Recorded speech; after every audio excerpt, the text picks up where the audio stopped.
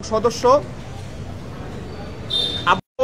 সংসদীয় সম্পাদক পদে আছেন মুহতাসিম, যিনি হচ্ছেন মোহাইমুনুল ইসলাম তকি। তকিকে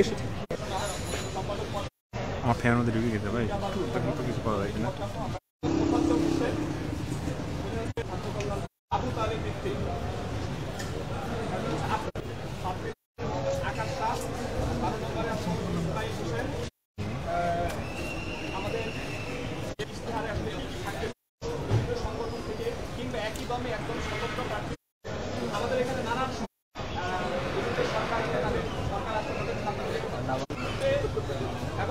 এই ব্যাপারগুলোকে সামনে রেখে আমরা আমাদের ইশতেহার আগামী 1 বছর করা আন্দোলনে এবং ঢাকা বিশ্ববিদ্যালয়ের শিক্ষার্থীদেরকে মোটা দাগে আবাসন সংকট, এখানে আমরা যে বিষয়টা রাখবো এর সাথে সাথে আমরা সুযোগ ব্যবস্থা আমরা একটা বিষয় বলছি যে আমাদের যে পুষ্টি বিজ্ঞান প্ল্যান অনুযায়ী আমরা যে সমস্যাটা রাখবো ট্রান্সপোর্টের সমস্যা। আপনারা জানেন যে আমাদের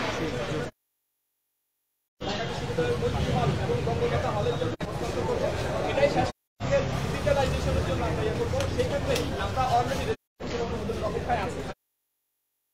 জন্য যা যা করা দরকার আমি বরং রাজনৈতিক